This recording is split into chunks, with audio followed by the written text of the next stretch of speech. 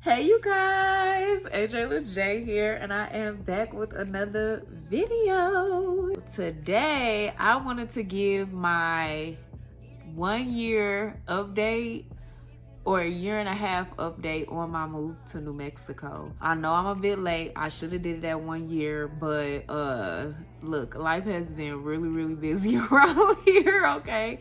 If you recently moved within the last year or two and you also have your own like moving experience, make sure to leave it down in the comment section below so that I can at least know that I'm not the only one going through it, even though I know I'm not the only one, but still, you know how our narcissistic main characters play in our heads. So yes, y'all, it has officially been a year and a half of living 1,500 miles away from my hometown. So if you are new to my channel, hey, my name is AJ and I make content about just life hacks, advice, VSG, which is weight loss, inflation, the government, pretty much everything that has to do with your everyday life.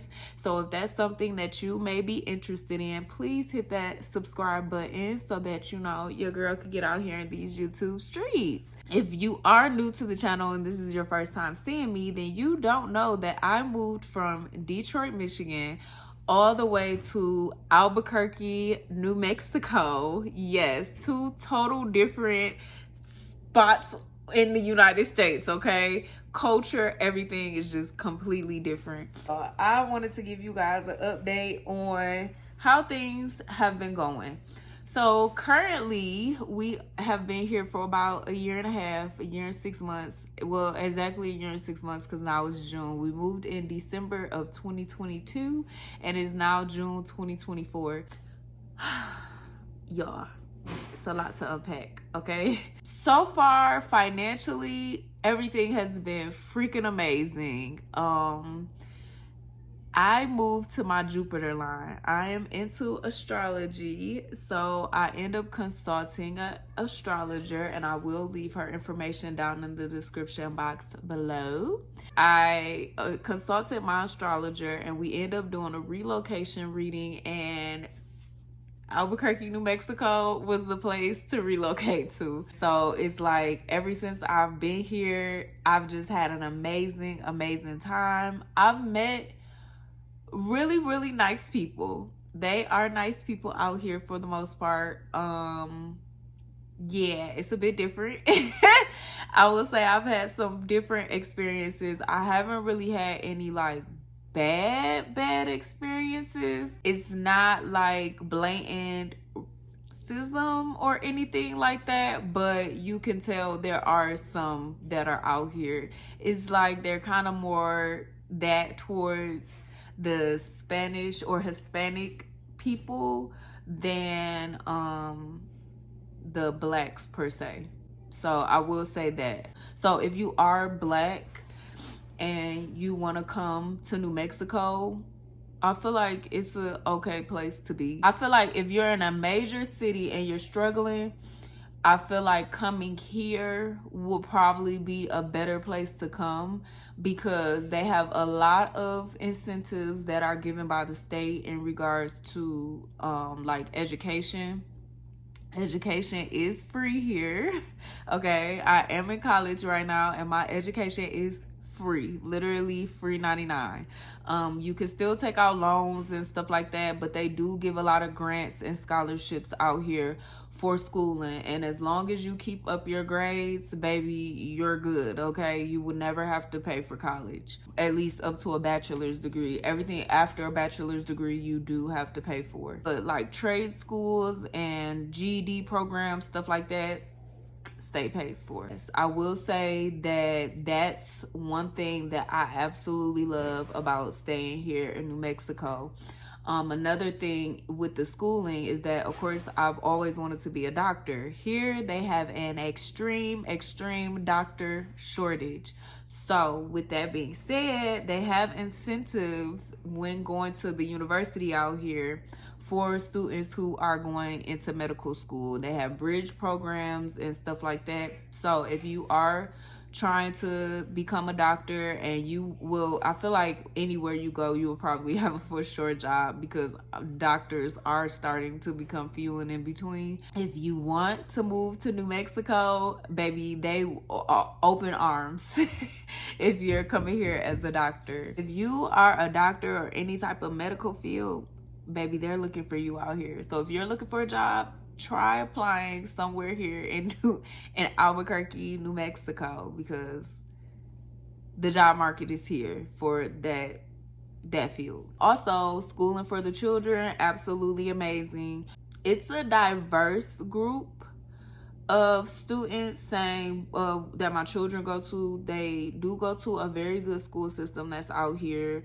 I believe the school system is comparable to Michigan. I know when I first wanted to move out here, that was one of the worries that we had, was like, okay, maybe the school system is not gonna be like to par with Michigan, but actually in some instances it has like far surpassed like my expectations in regards to the comparison between Michigan and New Mexico. One of the things that I do appreciate, like for instance, this summer, the state has implemented a literacy program, a literacy summer program, in regards to making sure that they are up to date with their reading and I believe I think it's reading, grammar, and reading comprehension. So the state is taking initiative, seeing that everywhere in the United States, the students are lagging behind when it comes to reading and certain subjects. New Mexico is making sure that they're handling that, and it's a free program, y'all, for 4 hours a day. So my kids are not just sitting at home all summer while I'm at work and stuff. They are literally going to school for 4 hours, still getting social interaction and still learning, and coming back home. They're just doing like a half a day at school every day for, I believe it's 6 to 8 weeks throughout the summertime, and this is from K through 8. So if you are looking for somewhere to move and you have children, me personally, I feel like Albuquerque is a good place if you're staying in the suburbs. Now, because my children do go to the suburban schools. Now, the literacy program is for everyone in the state of New Mexico, or in the Albuquerque area.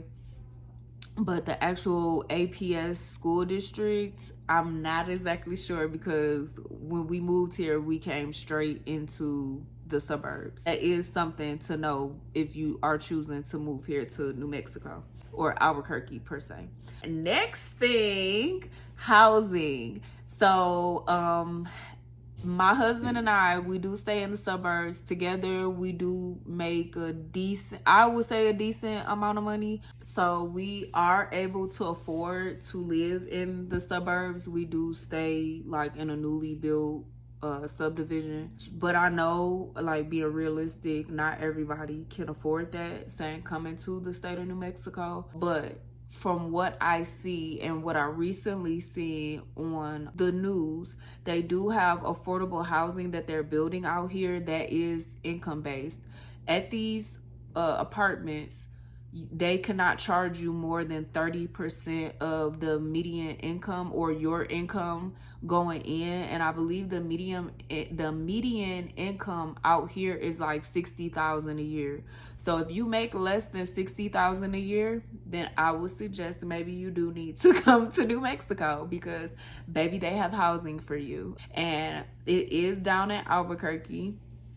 But hey, it's no different from staying in any other like major metropolitan city. You got the nice areas, and then you have the like areas, but at least the houses are brand new. The apartments that they're building out here are brand new, even though it's in a maybe in a little rough part of town. But hey, my thing is, I feel like if you're coming from a major city like Chicago, Detroit, Houston, Georgia, anywhere like that, where the crime is like astronomical, okay, like a lot of those places that I just named, like, let's be real, and this is someone coming from the city of Detroit, like the crime is it's the same. Like, it's comparable. Like, when we first got here, people kept saying the crime rate, the crime rate, the crime rate. I have not seen anything any different from living inside of a major city. So if you're coming from a major city to Albuquerque, don't mind anything talking about the crime rate. The odds of you getting your car stolen in Detroit or Chicago or Houston is the same odds that you are gonna have here in Albuquerque. The next thing, the police here. Me personally, maybe it's because I am sheltered within my little Jupiter or whatever the case may be. Maybe because I am out in the suburbs. But I don't have an issue with the police. To be honest, y'all, I have not encountered the police since I've been here. Now, what I have encountered, and New Mexico, count your motherfucking days. They're called speed traps, okay? They have these vans that sit on the side of the road, and they just take a picture of you if you're speeding. So I've gotten that, which was $100 ticket. And then I've also gotten a parking ticket. And y'all, they have cameras out here in the parking lots, like timing you when you come in. It's some type of sensor that goes off when you come in, and it registers if you do not pay the parking like toll thing. So I did not know that. I literally just got a ticket in the mail today for this. So a $8 parking fee turned into a $60 parking fee because I still had to pay the $8 I did not pay that day, and they tacked on a $50 ticket. So, and they sent it in the mail, and everything literally comes in the mail. So if you were speeding past the speed trap car and they caught you, it literally snaps a picture of you, your car, your license plate, and everything on the back, and they pull up all your information and they send it to your house, and you just have to pay the ticket. Because literally they have video, because you can log in. Like, if you want to contest it, you could try, but baby, no. Like, you'll log into like your ticket online, and they'll have a video. They have a video and screenshots of your license plate and everything, showing that, baby, you was speeding. Yes, you was speeding. So literally out here, when it comes to the police, at least out in the suburbs, you don't really have to deal with them because they have the little car trap, speed trap things to catch people. You literally have to be doing some crazy stuff for the police to pull you over. Like, for instance, earlier this week, I was driving, and the guy in front of me got over into the left turning lane. So of course, like, once you get into the left turning lane, you have to turn, because once you get out of this lane, the rest of the lanes is only, like, if you keep straight forward, it's only this lane, the next lane, and the next lane. So when you get in the turning lane left, you would either have to, for one, it's illegal. You would have to get my attention, because now I'm the first one, and the road cuts off if you try to keep going straight once you get into the left turning lane. So you have to get my attention for me to slow down or not go at all once the light turns green, for you to get back over and keep straight. So the guy didn't do any of that, y'all. He literally just sat there. Thank goodness I was putting my lip gloss on, because he literally just hopped over in front of me and sped, like, gunned it to hop over in front of me as soon as the light had turned green. Him not knowing it was a police officer one car behind me, and they saw him do that. So he ended up speeding up, getting over, maneuvering through traffic, and pulled him over. So you literally have to be doing like some crazy stuff out here for the police to really be on your head like that. And ADP, they're pretty chill. Like, from when I do go down to Albuquerque, because I do go to Central. It's this place called Central Avenue. It's wild. I will say that it's wild. A lot of homeless people and stuff be down there, but on certain areas of Central. But if you go down on Central near the college, or if you go like downtown Central, it don't be like a whole bunch of homeless people down there. They do have roaches. I will say that. They have roaches that just scurry around on the ground down on Central. But of course, if it's like a whole bunch of homeless people and stuff like that, like, of course it's to be expected. It's like being in New York a little bit. That's give you that vibe. Yeah, so like being down on Central and stuff, the police they were pretty chill. Like the other night, my husband and I had went down there, and they were telling people like, hey, you can't loiter here, but they weren't rude with it. Like, you know, from coming from a city like Detroit where the police just don't give a okay, they talk to you any kind of way, they cuss at you, all that stuff. I haven't dealt with that or even seen other people who have had run-ins with the police. I haven't seen them like go through that either. The main issue that I've seen with the police here is that they were corrupt, like stealing drugs and working with the cartel and stuff like that, or like money laundering. Like that's the type of like police stuff that I see out here, more so than like police brutality or anything like that. There is a lot of underlying racism here, but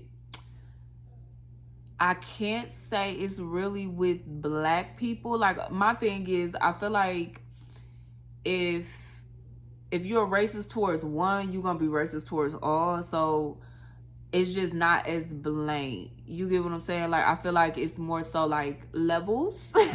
I feel like for Black people, certain Black people, it's like we have an annoyance with you. You get what I'm saying? Like it's more so that like we have an annoyance with you. Like why are you playing your music loud? You know, stuff like that. And then when it comes to like the Hispanics that are coming from over the border, it's like a hate. And I'm like, what is the problem? Like I don't understand. Like somebody told me once here, like, oh, you know, if you go to, because I was planning on taking a trip to El Paso, and they were like, yeah, it's pretty cool down there if you don't mind all the Mexicans. And I'm like, what's wrong with the Mexicans? Like like what is going on? Like no offense, and maybe this is me coming from like a large city, but in a large predominantly Black city, I feel more uncomfortable being around Caucasians than being around like people of color. So when they told me that, I was kind of like, I don't care about being around a whole bunch of Mexicans. Like, what's wrong with the Mexicans? I haven't had a problem with like Mexicans. So, and that's the thing, like in the neighborhood that I stay in, they come and do all the work for everybody in the neighborhood. So it's like if it's been times where they didn't have cups or something like that. It's super hot outside. It's like 100, well, last summer, it was like 100 degrees for a month straight. So he didn't have a cup. He was just drinking out of the Gatorade, you know, the little whatever. So the big Gatorade jug cooler or whatever, because it was a whole bunch of them drinking from one, like the huge jug like that you see on the football fields and stuff like that. So we like, you know, we seen it and we went inside and got him a cup. Like we treat them like human beings, maybe because we're Black and like we've been treated like for a long time. Like we just have a lot more humanity, and I'm just like, that's freaking weird. So I will say that compared to living in Michigan, but of course, like I said, the area that I stayed in was predominantly Black, so I didn't really have to deal with too much like racism for real. But out here it is more prevalent because of the Mexicans, and they do have Native Americans that are out here, and sometimes they get on each other's nerve. At least that's from what the information that was given to my husband and I from Native Americans and from Mexicans. They sometimes don't get along with each other because of cultural differences. And then like the white people out here, you know, they get kind of annoyed because they're not the majority. So yeah, that's what I've noticed saying racially out here. But aside from that, like literally everybody kind of just sticks to themselves. I am the token Black person in most scenarios wherever I go. So and then of course it does look, you know, people do look like, wait, what's going on when they see my husband and I, because it is two Black people in a full Black, you know, marriage or relationship and we have full Black children. So immediately people are like, where are you from? A lot of people here, if they are Black, they are in interracial relationships, and it goes both ways. It's not just Black men with white women, it's Black women with white men. A lot of them are interracial out here. When I do see Black couples that are fully Black, I already know, like, oh, you must not be from here. You must not be from here. Yeah, you could kind of tell off rip. And then also because of my accent, so a lot of people, they're like, yeah, where are you guys from? So we do get that a lot. The food, the cost of living, I will say the cost of living, if you're coming from a major city, the cost of living here is cheaper. I will say that. Not in regards to grocery. Baby, groceries gonna be high wherever you go, okay? That's just that. When it comes to utilities and stuff like that, I will say I pay a little bit cheaper than what I paid in Michigan. Especially when it comes to like my gas bill, my light bill. I don't have cable. I do have internet and I do like streaming. So of course that's the same everywhere because streaming prices are the same everywhere. But my cable, because I do work from home, I had to get the like highest plan. So that's the reason why my cable is so expensive. But it is $130 a month. But aside from that, I do stay in a house. So I do have all utilities. Nothing is included. I do pay a water bill. So my water bill is, I believe right now, because I do have a garden in the backyard, it's like $150 a month. My gas bill is $25. Mind you, I stay in a 2,000 square foot home. So $25 for a gas bill is pretty good. And then my electric bill, I believe, is $130. It was $130 this month. Last month, I think it was like $108. But of course, it went up because the children and stuff are at home now. But yeah, like, so altogether for my utilities. Oh, and I do pay trash, but trash is just $62 every 3 months. So I guess like every month for utilities, I'm paying maybe $500. Yeah, I guess so. 130, 150, 25, and then 130. So yeah, that rounds about to like $500, somewhere around there. My insurance, it just recently went up, y'all. Which I heard that insurance saying, not homeowners insurance, but I forgot, my renter's insurance is $17 a month. So, and that's, like I said, for a full home, 2,000 square foot home, it's only $17 a month. Oh, my auto insurance went up to $115. It was $100 flat. But every time I renew, y'all, it's just getting higher and higher and higher. I don't know what's going on with the insurance companies and why they're raising the insurance prices, but I haven't gotten into a car accident. So why, like, and last I checked, people ain't got money to like be going out and doing stuff. So why is the insurance raising like this? But that's another video for another day.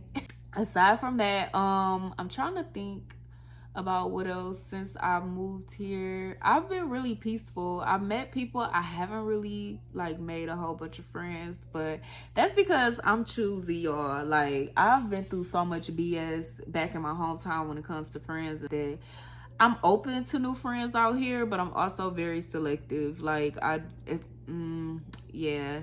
I can't just befriend anybody and have them coming over to my house or getting to know my family or anything like that, because like it's just my husband and I. If anything happens to either one of us, it could like be detrimental for our whole like nuclear family.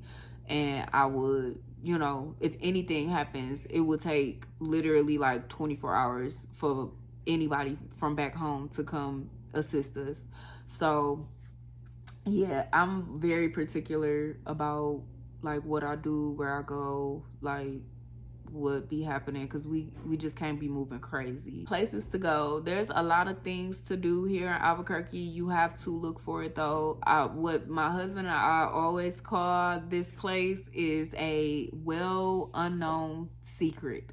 Okay, like it's known but it's unknown. Like people see it here, but they think that nothing is here, but it actually is. So there's a lot of things to do here. You just have to literally search it out, because a lot of times the way information spreads is word of mouth. So if you get to know people, Albuquerque's lit. You get what I'm saying? As long as you're out there getting to know people.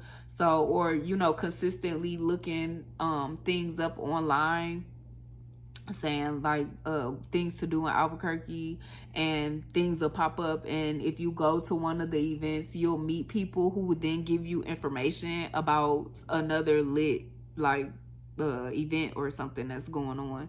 So, but if Albuquerque is too slow of a place for you, you do have the option to go to many different surrounding places around here. And that's the one thing I love about living here, is that literally like 4 hours north or 4 hours east, 4 hours west, 4 hours south, there's always places that you can go that are just as lit. Okay. We do plan on going to Arizona. None of us have ever been to Arizona before, so we want to go to Arizona, and literally it's just like not even a day trip. It's like a couple hours away from here, like 4 to 5 hours away from here.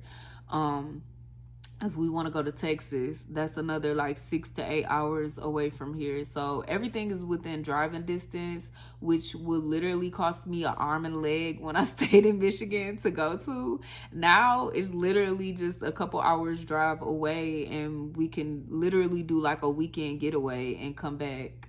So I really appreciate that from living here. I love it here. It's peaceful. Everybody stays to themselves. You can easily go up to the mountain. I love the scenery, especially coming from a city where it's like that stark gray, like industrial type of vibe that you get, skyscrapers and all the rest of that stuff. You don't have any of that here. Here is like going on a rehab retreat and never leaving. They do call it the land of enchantment, but the locals call it the land of entrapment. Okay, because you'll come here, fall in love with the culture, the food. Oh yeah, the food is good too, y'all. They have a lot of different restaurants here, and I'm just now coming across them, and I'm like, dang, I did not know that this was here. But yes, they have a lot of different restaurants here, and a lot of different, genres, and like Jamaican, Ethiopian, Mediterranean, of course, like Mexican, New Mexican food. Like they have a barbecue, like they literally have all types of food here. So if you think you're coming here and you're gonna just be eating tacos and stuff like that, please do not be so narrow-minded. No, they have all types of food here. Seafood, everything. The only thing I will say is that it's not a lot of things to do, at least that I haven't come across yet, for the kids to do. They have like amusement parks, they have urban air, they have stuff like that here. But compared to Michigan, a lot of the communities in Michigan, they used to have like events every season. So I'm kind of used to that. And carnivals. They don't have carnivals here, which a lot of times Michigan had. Like you can, especially once May hit, you could just be driving down the street and you'll see a carnival just propped up inside of a parking lot of a school or something like that. They don't have that here. The only time they have a carnival is during the state fair, which is, I believe, in September.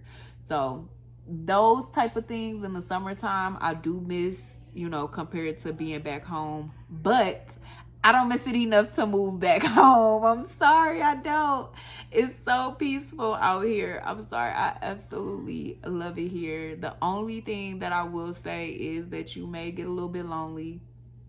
If you aren't out making new connections and friends like that, you can get lonely out here, because literally everyone's like, is to themselves.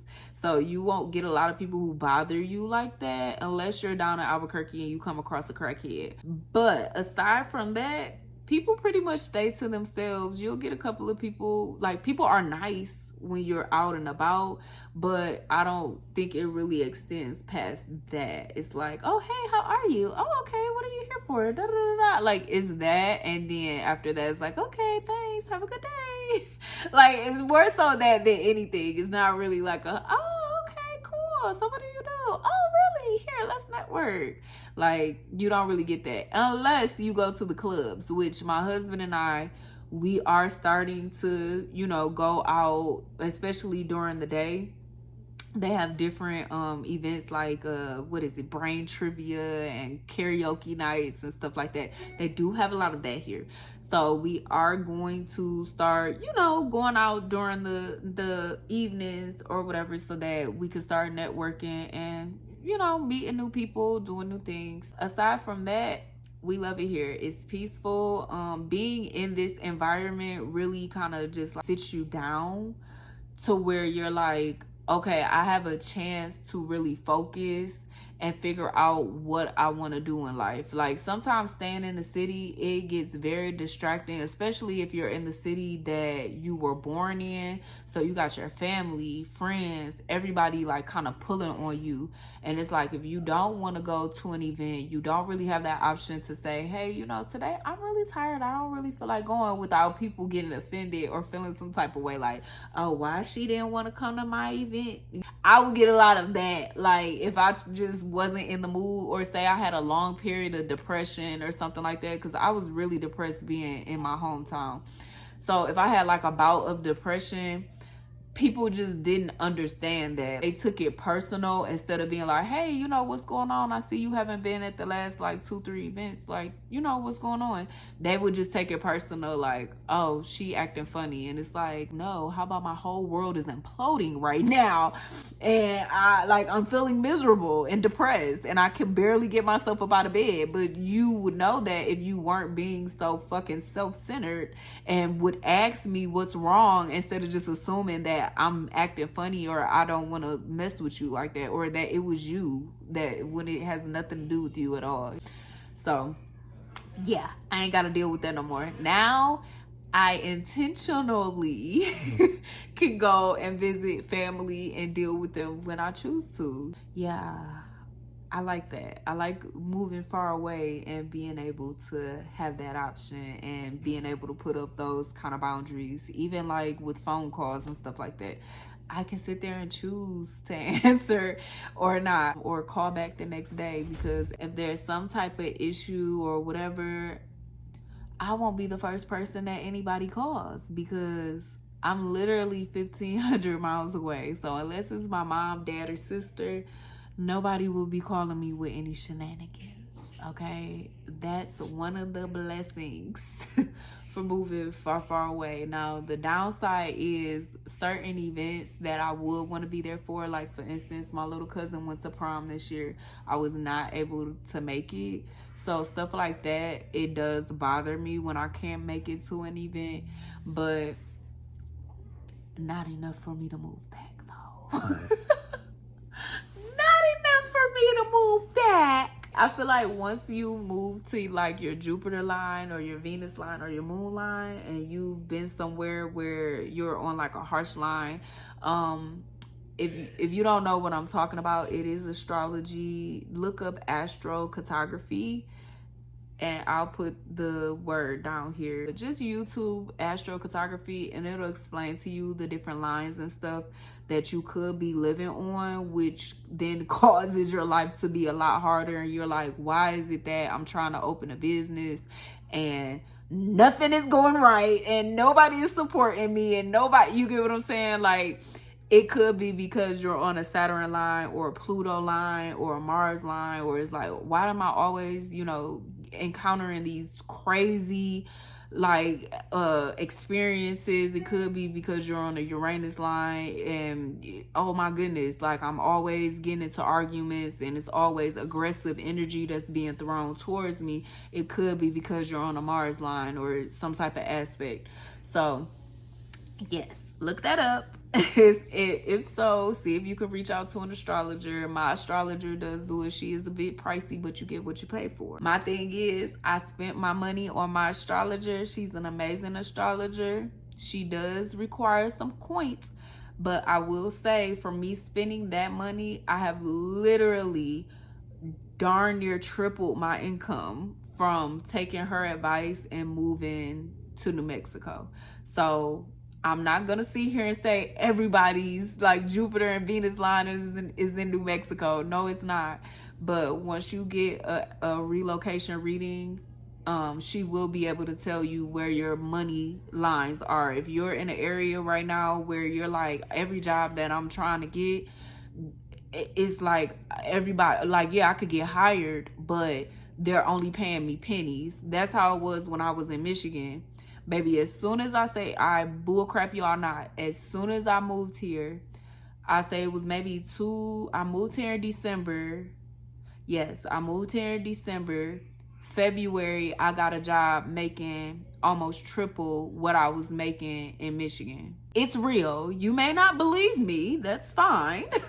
You don't have to. But I'm living the reality of walking out on faith and like going to my good ley lines. So this is my video about my update, my 1 year update of moving to New Mexico and being Black in New Mexico. So if you want to see more videos like this, or if you want me to do more videos about like moving, how we move, things you can do to prepare to move, let me know down in the comment section and I will do a video for you guys on that. But anyways, thank you, and I will see you in the next video. Bye guys.